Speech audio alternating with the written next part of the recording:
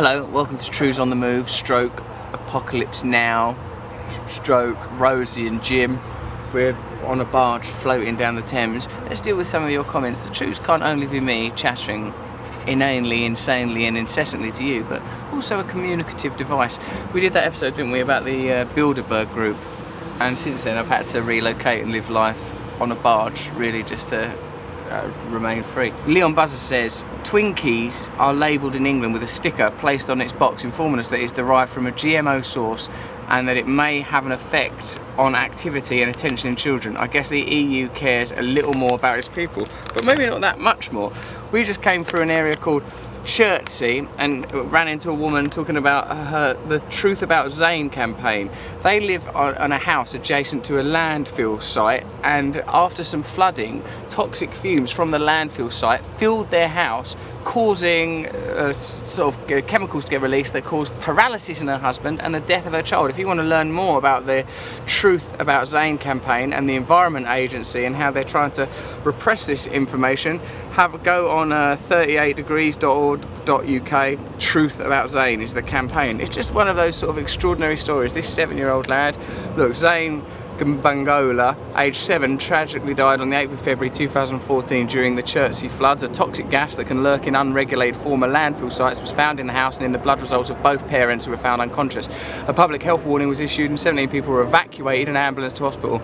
Despite the presence of lethal hydrogen cyanide, reports have claimed that Zane died from carbon monoxide. So it sounds like there's been a bit of a cover-up. That's the kind of thing we should investigate. DYLF. Humans are selfish by nature. Get over it. Well, we're also compassionate by nature. That's a narrativization. The whole Richard Dawkins selfish gene theory is the application of an ideology to scientific information.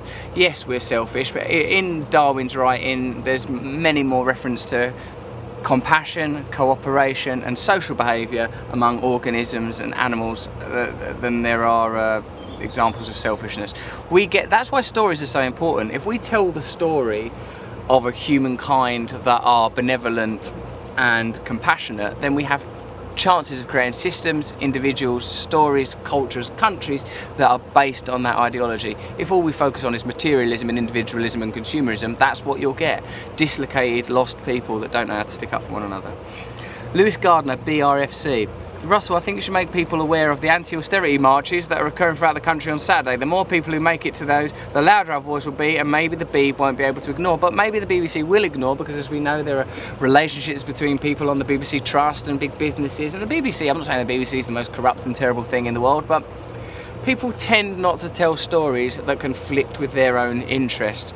So if you find people that do, that's a really good thing. You should listen to those people. I'll be going to the march that's in London, and you should go on one as well. Owen Lloyd Williams. Hey Russell, can you talk about why the UK has just announced cuts to renewable energy when the G7 summit said they are committed to getting the global economy off fossil fuels? The UK government don't seem to give a shit about reducing the impact of the environment. From what I can see online, we aren't even in the top 10 green countries. Well, it just seems, doesn't it, that people pay lip service to stuff that that they know is popular, like whether it's the abolition of slavery or paying attention to green issues. People say what needs to be said, do what needs to be done, while broadly carrying on in the direction that they're travelling in, because for the vested interests that are powerful, things aren't going that wrong. Exxon don't care. Jeb Bush was another subject we spoke about. Yes, America would elect another Bush, says Voodoo Priest 100.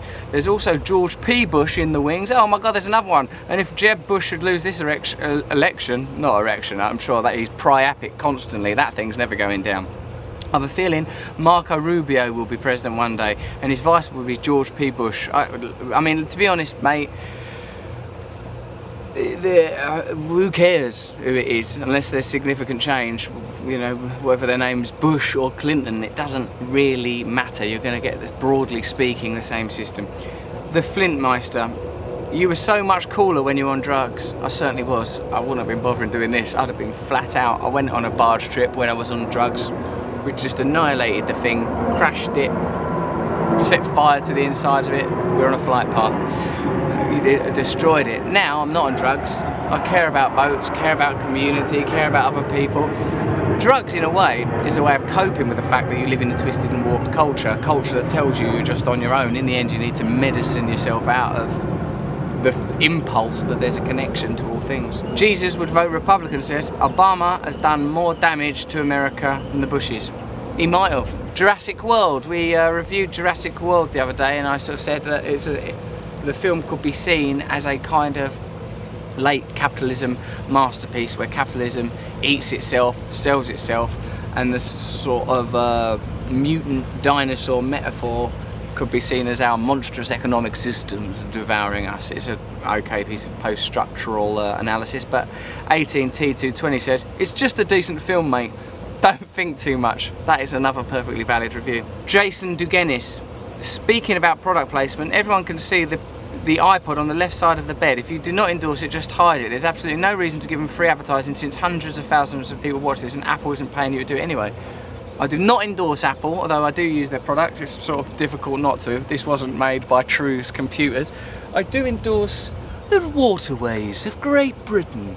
Natural, relaxing holiday life. I do endorse Canadian geese. I endorse a better relationship with nature and a better relationship with self. Gareth Lewis, Gazman, you should review Nightcrawler. I will review it. Nightcrawler's a film starring Jake Gyllenhaal. Jake Gyllenhaal plays like a guy that films late night disasters and sells them to 24-hour disaster news spooling channels in the USA. It shows what happens if you make a product out of disaster. In a way, I can see why you would want me to review this film, Gareth, because if you turn disaster and the ugliest aspects of human nature into a product, then you will perpetuate a society on that basis. It's a brilliant nihilistic film with Jake Gyllenhaal turning in a wonderful performance as the sort of anti-hero demonstration of the way we live today. We have no values, we have no systems, we are in a way all night crawlers, making money in any way we can, surviving in any way we can. If our sustenance becomes disaster instead of more benevolent forms of nutrition, then we will create a disastrous society. Damos, I really thought Mr. Dot Revolution here was going to talk about Monsanto moving their company from the US to the UK and merging with another company to change their name and try and hide their awful past. But no, Jurassic World is more important. Well, I did just talk about it now, but you know, don't be snooty about pop culture, because pop culture is it's popular. People care about it. Now, I mean, a review of Monsanto moving their company from the US to the UK and merging with another company to change their name probably wouldn't be as popular. The story wouldn't resonate in the same way. But Monsanto are like a sort of Jurassic World corporation, an evil mutant dinosaur perverting nature for profit. So hopefully we can do both, Damos. Impos Revo Evo Eyeball. Is Hunger Games created for us to fear the upcoming revolution, to see the slaughter of our near and dear, to resist it because of the chaos it might give us? I also think it gave people the sensation that they already had a revolution. I think so, at least. Will be interesting to hear your reflection. We are told stories to prepare us for oncoming events. I've heard that in sort of conspiracy world, but I certainly think that even if you remove conspiracy from it, because I think you lose a lot of people, I think that the stories we tell and the entertainment we make is a reflection of our unconscious mind. Even if you're irreligious or not a spiritual guy, it's a reflection of our unconscious. The stories we tell, everything that's created, whether it's a piece of fictional art or a piece of engineering like a boat or a house, it's at some point lived in the unconscious realm. So what does Hunger Games tell us? Hunger Games is a dystopian story where poor people are forced to do degrading things for entertainment, but that already happens on Benefit Street and that new show, The Briefcase, so we're not a world away from Hunger Games, we're certainly moving in that direction. Guy Netrix Levy says, how do you enjoy anything? It's a movie about dinosaurs. Well, yeah, you're right. I still enjoyed it. I had a fantastic time watching it, but if you have a world perspective, then everything that comes into your arena can be judged according to that world perspective. If you do want change, if you want to change consciousness, both individually and collectively, then you can filter everything in this direction. So today, let's think about the austerity march, go there tomorrow. Let's think about the Truth About Zane campaign. Let's do what we can to support one another, because the government are there to support big business. Whenever the interests of ordinary people or the environment come into conflict with big business and the interests of the powerful, we will always lose, the planet will always lose, unless we find new ways of coming together. That's some true news. Subscribe here.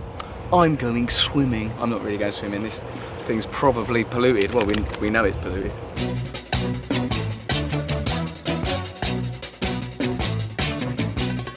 Nose is a tool that is abused to fool you and to leave you scared and confused. Trews is like the nose. If the nose was true, I want some trews. Let's have some trews.